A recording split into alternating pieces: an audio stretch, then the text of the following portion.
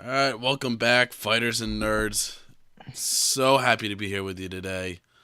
Bear with me, going through a little bit of sickness, but you know I love you. I wouldn't miss it for the world. With me, I got Evan Ringo, Trash Night himself. Say what up. What up? All right, episode 3 in the bag, and oh, this was a good one. I feel like these just get better with each one. Yeah, I mean, so far it definitely seems like that. I can't wait to see what we're building up to. Yeah, and even just like going through my memory bank of fighters that are still in the league and we haven't seen yet. Oh man, some of these are gonna be fucking good. I mean, not to throw it too. I'm pretty sure. I mean, mine's still coming up somewhere down the line. I think we fucking did it out of the park. So Yeah, we'll see how well, that is. I mean, even NFL needs a bye week, so Shots fired. All right. Pshoom, pshoom. All right, so let's go ahead run down the roster for fighters we got for episode 3. Kicking it off, of course, spoiler warning. We're gonna spoil this shit for you, and if you haven't watched it already, what the fuck you waiting for? Yeah. So, this is for after you watch that, then you come here. well, you don't watch a movie review before you see the movie. That's a good point.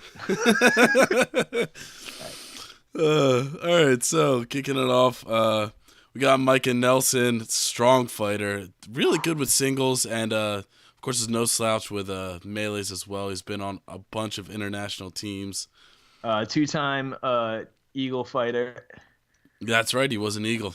That is correct. Striking Eagles, for those of us who don't know, who aren't initiated, are the five-man team for the ACL when we go overseas and fight in the international world champions, the IMCF.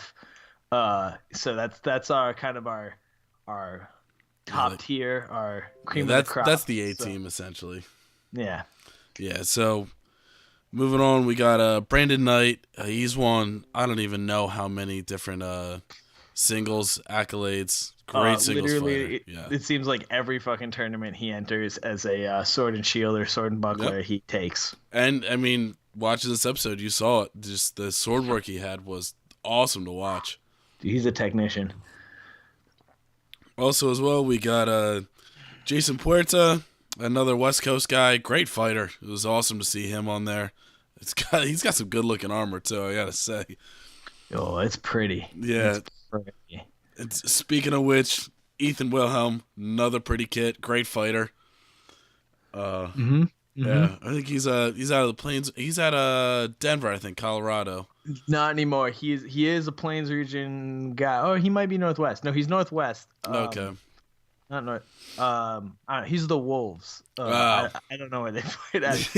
Yeah. He's in Wyoming now. Okay. All right. Yeah, got a compound out there, and if you're in the area and you're listening, get in contact with him. He'll help you get in armor. He makes weapons.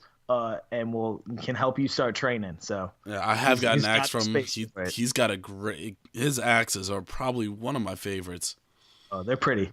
Yeah. Pretty armor, pretty weapons. Yeah, he's a pretty dude. He's. I mean, if you see him without that helmet on, I'd snuggle him. Yo, like no homo, but like homo at me. It's 2019. You can't say no homo no more. That's true. I feel like when you say no homo, that makes it homo.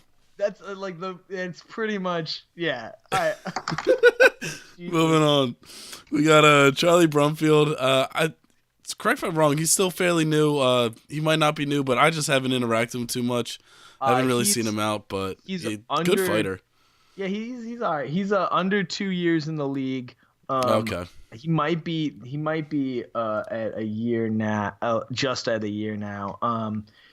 But he was one of the guys who really got the toll region and Texas to blow up. There's sort of two areas that blew up down there, and amongst a number of other people, Charlie's one of the guys who's traveled a lot, hit all sorts of events, helped get people in kit in that area, and really done some great explosion in that area down there. Yeah, and you talk about explosion in an area. The amount of growth I've seen from them within those past 2 years when he's been there, it's been phenomenal. Yeah.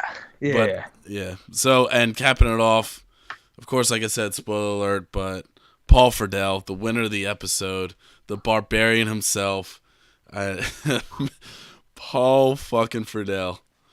Paul the Barbarian. Yeah. And I'm very, very angry. yeah, and that's gonna be one of the first things that I want to talk about with this episode. You know, he has like just that natural charisma and that natural personality that's just like it's so much fun to watch. But I felt like a few of them, like they really started to see more personality with some of the fighters, and I love it that it like you can act these it's not walking sets of armor. There are people under them, and you really got to see it this episode. Yeah, especially the guys if you get to know them. I mean, obviously we didn't see as much of Ethan and Charlie because they were not they didn't advance, but you got to feel that Jason's a family man. You got to see that Micah just loves fighting people, and like he just wants to get out there. I don't know if some of his bloodthirstiness really showed through, but there's a reason he was dropping people. Yeah, yeah. You want to talk about murderer himself? Yeah, and then the technician, the assassin. Like Brandon is a reserved dude a lot of the time, and like he's constantly thinking about that game. And it showed through. And then Paul is fucking it's a fucking barbarian. I'm so glad that he was on the Barbarian episode, and drop a comment down below. We're gonna start taking bets. Paul, don't spoil it for us. I'm putting money that he stole that pelt before he left the set. Yeah, no, I could see that. I'm not betting against that. I'm with you 100%. And if you didn't, Paul, you didn't live up to your name. Yeah. All right, so going into round one, we saw immediately. It was something that I hope they kind of amend in the scoring, but Paul was very aggressive early out, and if you come to some of the ACL matches, specifically the Baltimore Huns' team, you'll see that that's his fight style. He's just a very aggressive, in-your-face fighter, and he is that initiator. But I don't think it really worked that well for him. At least for those early rounds. Yeah, it didn't. So one of the things that the Huns and the First Swords, which is the regional team that Paul fights on, and he kind of drives this. They're known for jumping down your throat. They'll just fucking run right at you. Occasionally they hold the line, but a lot of the time they're getting into it. They're gonna fuck you up. They're gonna get into your shorts. They're gonna jump you, and it works really well. Even when they're outgunned. And part of the reason that works so well is Paul and the ferocity he puts in that, and also the amount of eyes he draws. So on the First Swords, if you're all looking at Paul, you're about to get fucked up by a bunch of other giant dudes. You got Ian, you got Andrew, Micah, and like there's a bunch of killers on that line. Yeah. However, if you pay attention to them, now you got Paul jumping your ass because he's going to go through the first person he hits and hit you in the fucking back. So, but that doesn't work in all, right? Because everyone's going to see that giant motherfucker and they're all going to want to fuck that, especially with that face. There's something about that face. You see that and you're like, I want to hit him. I want to hit that helm. And I'm glad he said it in the beginning. Like it's almost like a mini game is to, like try and break the helm because he said it 5 years and it's still like pretty stainless. Yeah, it looks pretty nice after that. Part of that though is it's fucking hard to hit him that high. Like it's up there. I'm like you gotta jump. Trust me, I feel your pain on that. If anyone, I feel your pain on that. I know you do, buddy. So moving on, Micah gets some shots on Ethan early. And then Micah, like, the first 2 or 3 rounds was just him putting on a clinic of how to stay back and just deliver some axe blows. Because when he went to work on Paul, you could see the armor shift. And, Paul is a tough guy. And, God, he just fucking ate it. So, sorry, I'm starting real bad right now. So the show has been putting in these sound effects, and this is the first time. Like, it kind of has bothered me, but this is the first time it really bothered me because I wanted to hear that noise of that axe hitting Paul. And I wanted to maybe hear if he grunted through it, but you can't really get that. You don't really get to hear what happens. You hear their After Effects sound. Very true. Very true. And because there's this noise that when an axe hits armor, there's this clang you get most of the time, and a clang hit sometimes lands hard, but when it really lands, it doesn't clang. It's this soft woomph noise. A thud. Yeah, and when that happens, you're like, oh shit, the armor didn't work. All that force went into it. And I wanted to hear that because, your body kind of shivers when you hear that. And you know. But yeah, no. Micah fucking was, he was targeting was on. His measure was on. His power was on. He was doing that. So notice he had one of a longer axe, not like a short 3-foot axe like a lot of guys like to use, but not quite as long as that pole arm that Santos was using that first episode. And I think is the perfect axe length for this format because you can get more time to step back and really swing and really make your blows count. And especially in the hands of someone like Micah, someone who's won multiple polearm gold medals. He really understands how to really use a two-handed weapon like that. I mean, you really saw his just technique and precision with it was phenomenal. Every time when he's throwing those power shots, his hands are right at the bottom of the weapon. He's getting as much leverage as you can possibly put on that swing. His whole body is into it, except for that one shot where he ran in. He's planted on the ground. Dude was throwing heavy blows. So in the first round, when he drops, I think it was the first round, it might have been the second round. When he drops Jason with the back of the head shot, that lands on Brandon's shield partially. It hits the shield and catches the helmet a little bit and still drops him. That's through a helmet and a shield. He dropped the dude and he didn't get back up for the rest of that round. That's power. Yeah, and while we're talking about the shield, the rest of the highlights for the initial rounds, it was a little bit of a clutter. This is, again, where I'd really like to see that, that top view down just to see all the events happening. But something, we've harped on it before with some of the judging, but I want to give them credit. They really took Brandon's defensive shield work into, their factoring and not just seeing Paul's endless aggression. And I got to give him credit on that. Yeah, and one of the things I also liked on that is that they specifically John Clements called out Brandon's work with his sword, which is going to look a little ineffective most of the time. And that's true. It's not going to, in terms of sheer damage output, a one-handed sword isn't going to have it. But when we're not actually going to be fighting for the blood, when we're fighting for entertainment, you got to count those as scoring. Because that's true. What they're doing is when that sword lands, especially when it lands on your face, it's rattling your brain, it's disorienting you, and that's actually in a fight where you have to drop somebody or you do need to hurt them. That's a setup shot. That's your jab. So seeing them in there is good, and it's good use, and I'm glad they're counting those. So yeah, I just wanted to comment on that. Yeah, and with that, when they did do the deliberations, it was I could sense like there might be some camera work involved, but that it was very hard to decide who was going to be that third man into the next round.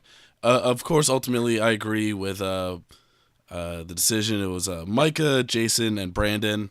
Yeah, they did really perform well, but then we go into the elimination round.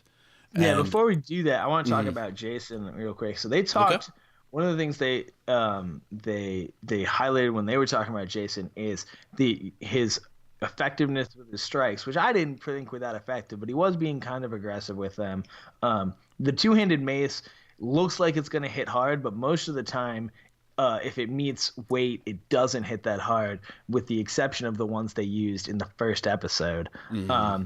So his mace you could see was not as heavy as those ones. And it's not really, you could see, I think he was hitting Brandon in the back of the head, or no, it was Micah, and he just turns his back and ignores it. Right. Which again, these should count for as jab shots, but that's about it. What Jason did do though is most of the time he got open. Most of the time he found people who were already engaged and made himself effective at either opening them up or landing some shots while they weren't paying attention. And instead of when basically the opposite of what Paul did, which is when Paul got in there, he pretty much drew all the aggro and wasn't able to get open to get shots. Paul didn't read the field. He got cleaned out from behind a couple times. Jason read the field very well, and that shows in the next round. And it's one of the things that's hard to pick up on, but good melee sense, good reading of the field is a key thing. And that's actually one of the things that the California boys have surprisingly well.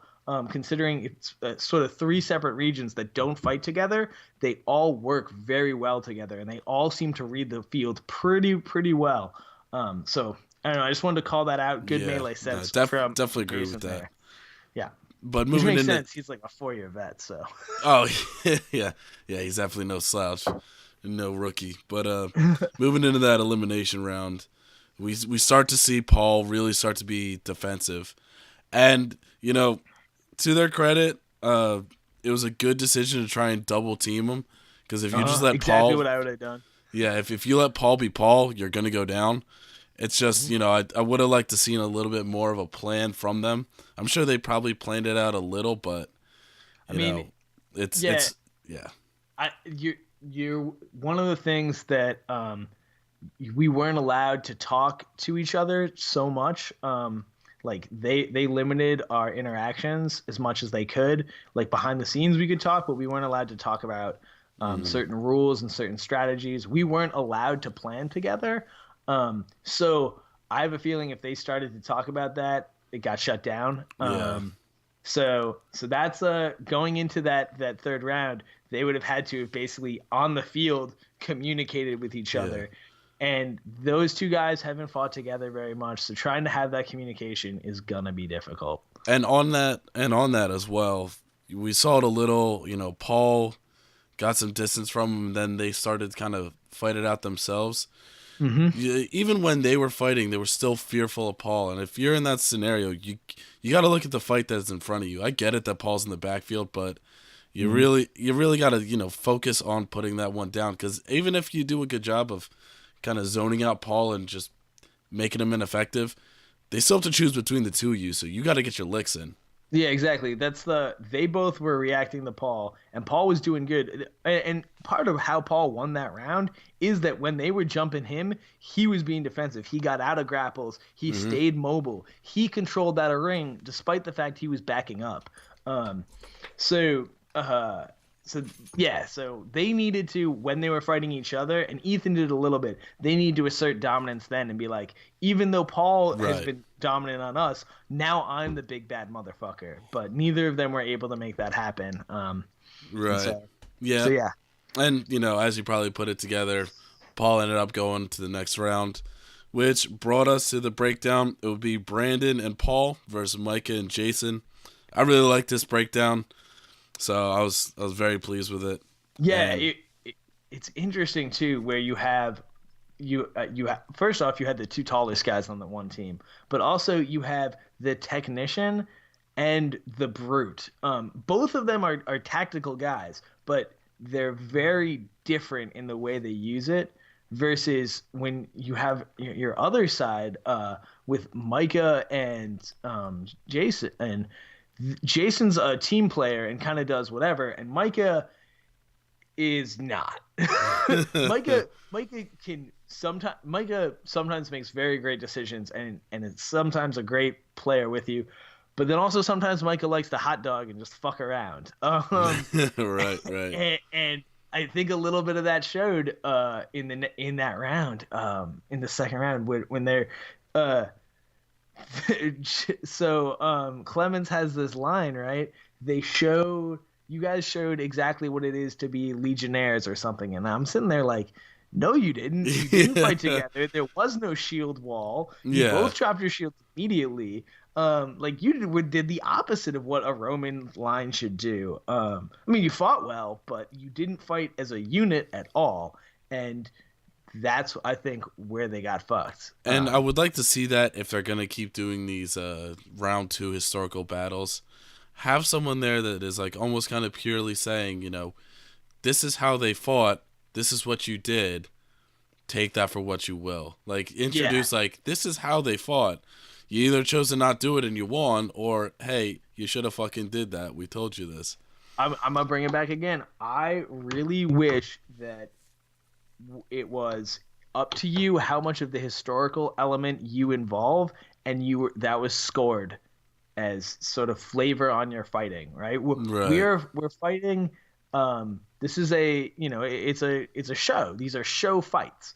They're to look impressive. I mean, we're out there really fighting. We're out there really hitting each other, but also we're trying to look badass while we fucking do it. So, if that's the case, include that element. And one of the things that you can do, in addition to looking like wearing historical outer layers, wearing historical armor, using historical weapons, you can use historical techniques. Mm-hmm. And Clemens is huge on this. He's put years and years of study into HEMA.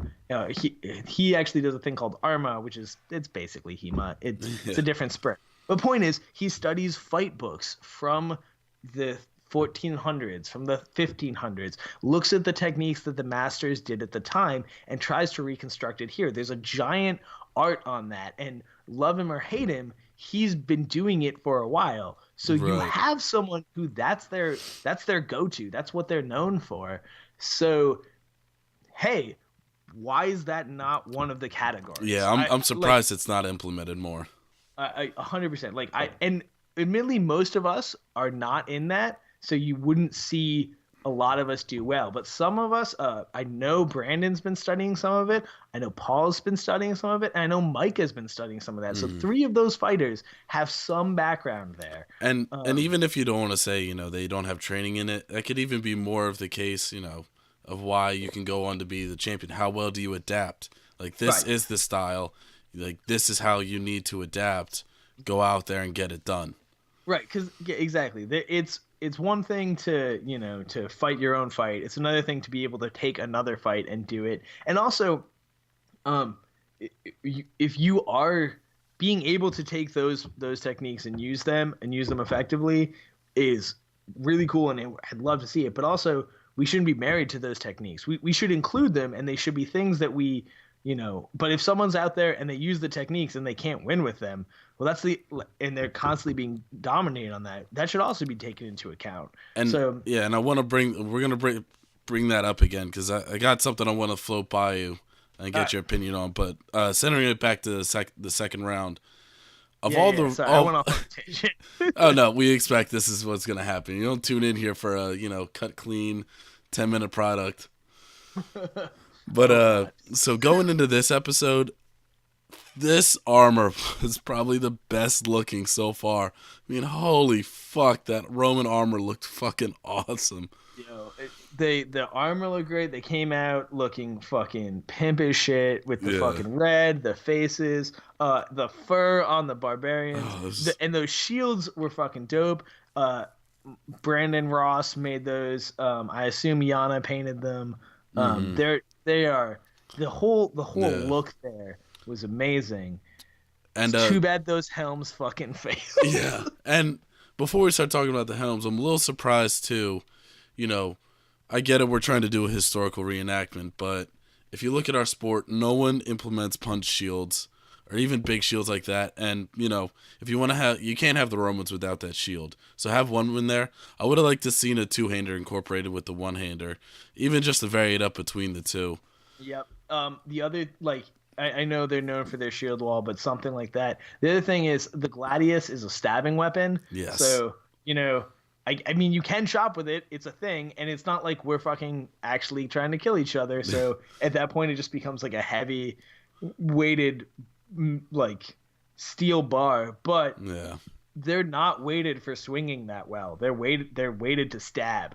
I mean, that being said, a lot of falchions aren't weighted that well either. But it Seriously. looked like the I forget the name of it, but whatever they were using on the barbarians, that Right. that that thing looked like it. That's exactly what you want when you're trying to chop a motherfucker out. Yeah, that I'd like to see more of those in the ACL. Yeah, it We looks gotta hit up mean. Baltimore and I've sword and get one. Uh, But yeah, yeah. those look like mean tip heavy choppers. Yeah. So going into round two, let me see here. There was All some right, so good movement out of Jason. yes, I was more surprised that he was able to angle the shield like that and make that holy run. Like, shit. what the fuck was that?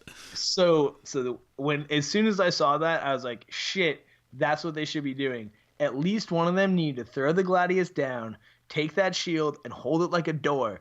There's a thing, and this is Yep. talking about historical fighting styles. Anyone who's been around for a little bit has heard about the German judicial dueling, where they have all sorts of these wacky fights. Like a lady is buried in a hole and she gets a sack of rocks, and a guy gets a dagger, or I don't know, I might be fucking that up. Someone else, but like the point is, they gave these ridiculous fight conditions so that people would try not to have disputes that would get to the fight level, because if they were so bad, that's how you would solve it. You'd go fight, doing things like fighting in holes, wearing pig skins that are covered in fat, like ridiculous shit. And one of them are these shields that are like the size of doors, and you have to hold them in both hands, and they have these weird spikes on them. And they're judicial dueling shields, and there are techniques for how to fight with them. And holy shit, that would have been the way to use that fucking thing. Hey, I'm going to hold this in front of me and use it defensively, and then every once in a while, I'm just going to shove you into the wall and hold you there while my buddy hits you. Oh, Hmm. I'm free. Now I'm going to fucking basically get like knife edge you with the side of it. Yeah. And speaking of which, can you find the documentation for that spiked like door so we can bring that out? I can't, but I mean, I probably could, but Yeah. I don't do that shit. I don't document. But literally anyone who does do Yeah. documentation can. Yeah. Lance, I know you're not listening to this because you definitely don't want to hear me slaughter history. But if you were, could you find that for me? Oh, yeah. You know, anyone that has like any sort of inclining into like, keeping the shit historical, they just tune us morons out immediately. Yeah, that's we got Paul in last time to like bring a little barbarian. We need someone like someone to sit. We need like a Lance to sit here and be like, all right, guys, here's Yes. what we're You know what? That's it. We're calling Andrew because really. I've made a career out of making him cringe and just say dumb shit to make him angry. That sounds amazing. Yeah, so Anyway, back to the so going back to round two. All right, so Yeah, so besides the movement, it was fairly standard. I think the shields made it kind of a little like essentially immobile and wasn't very effective, at least in this fight style. So back to what you were talking about before of altering the kind of the fight techniques that were used into something that's practical. I think this would have been a good idea. You saw Paul start to do it where he just threw the shield down and just started punching. Well, I mean, in the second round, everyone basically ended up shieldless.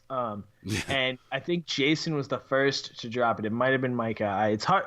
So that was the only problem with the costuming on this one is you couldn't tell who, or I couldn't tell who was who.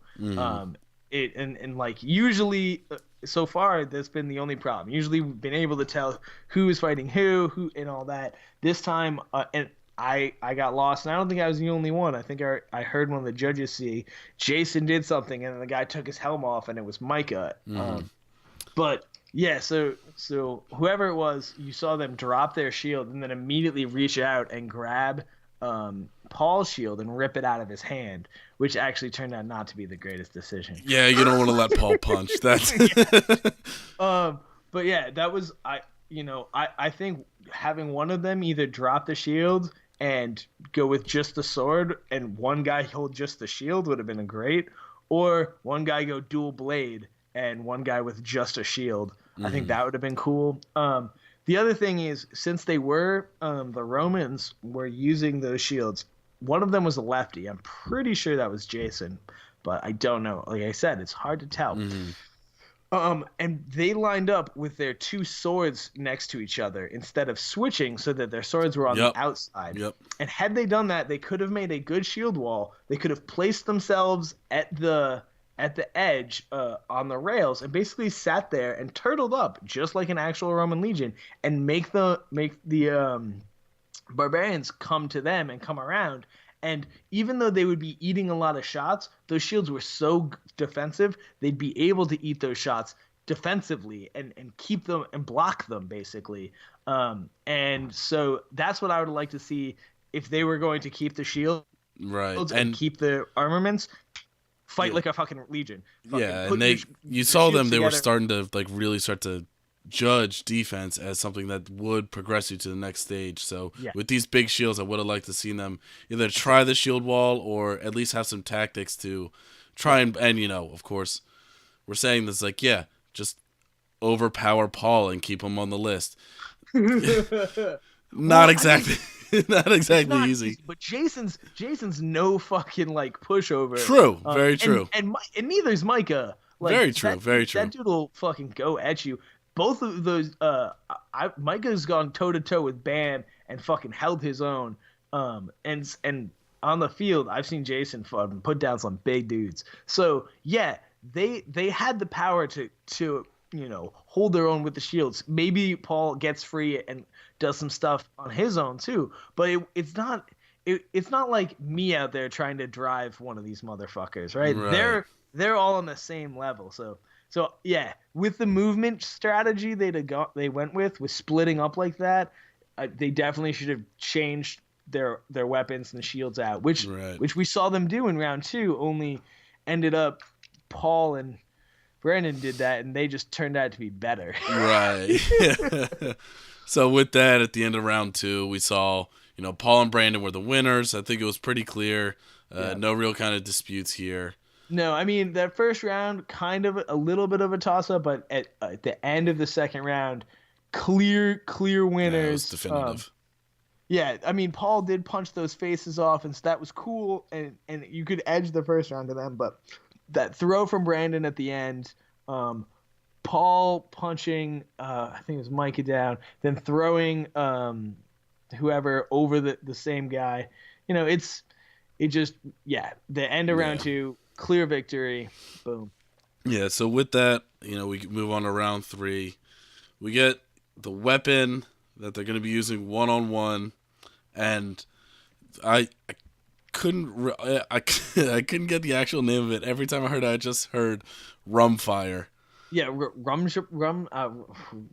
I don't know. It was a Roomba. They fought with Roombas. They fought with the Roombas.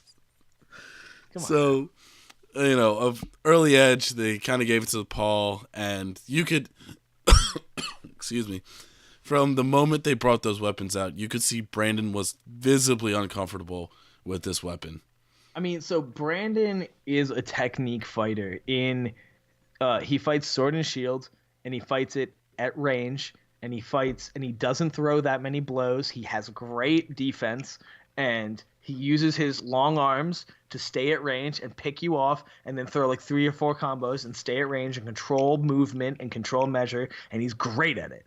He's fast, he's quick, he can throw flurries and spam with the best of them. He just doesn't. He likes to conserve energy. Like he said, he's fucking thinking this shit out. He's trying to win with his brain, which is hilarious because I've asked him about a bunch of that stuff, and he refuses to talk about his training and shit. So he's thinking on that level constantly. Yeah, and you could really see it in that first round. I mean, the counter stepping that Brandon was doing was just it was unbelievable. It was absolutely great. He was able to play that game that first round, and Paul couldn't adjust. But that's when that first weapon comes out, and you see that he fights the same. He just doesn't know how to play the brutality game. It's not his game. You see the same thing in melees. In melees, he likes to grapple. He doesn't swing that much. This is a dude who is one of the best swordsmen in. I mean, he's definitely the best in America. Like, he just He shows up to a tournament and wins. Dude can throw fast. He can throw with power. He can throw at multiple angles. If he starts dropping falchion shots into your gaps, you're gonna want to drop, and he can do it. If he starts spamming you in the head, you're gonna get dizzy, and you might drop. But he doesn't throw shots in melees. He doesn't really punch in melees because he knows that the technique of a grapple, that's where his game is. He knows that if he's thinking, he can outthink his opponent there. He can slow the game down there. He can use the fact that he's taller and he has leverage. And so that's what he's trying to do, because you can't play a thinking striking game in melee because someone will come up from behind and just plow you over. So he Right. tries to go to that safety zone of grappling. When that weapon comes out, he can't step in and grapple with Paul. Paul's a bigger, stronger dude. He can't stay at range. He's gonna want to, but Paul's got longer range. So crap. He constantly has to be moving. And yet he has to keep it from turning into a strike fest. You see, the reason he's there is because it's not his game. We've seen him be brutal once before in some other fighting. He had one good fight where he beat the piss out of a dude, but no, brutality's not his game, and this is a brutal fucking weapon. Yeah, this weapon alone, you can't. It's not like a longsword where you can kind of be, a little more technical, a little more finesse. Like this thing demands power, and it played right into Paul. It's as soon as the weapon came out, you kind of knew like, all right, he's got a tough road ahead, but Paul should be taking this. And round 2 kind of made it real definitive. Yeah.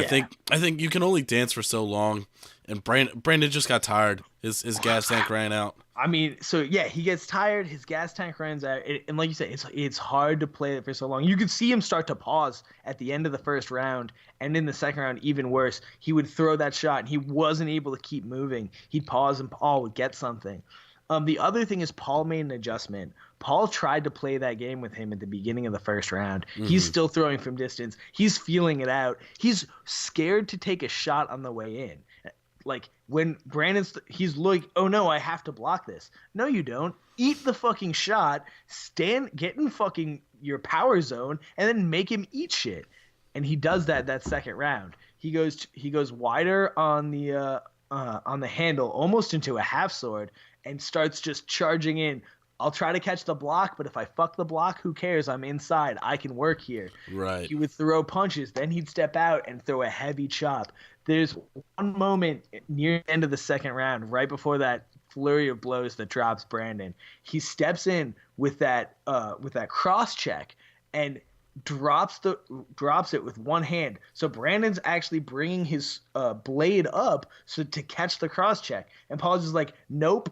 And he throws right by it. So Brandon's throwing the exact wrong block as Paul drops and throws a punch and lands right inside the pocket. And with those monkey ass arms, he's punching through Brandon's head. And then, put him on the rail, and it's all she wrote at that point. Yeah. It's hard to defend when Paul really can get in there and start punching.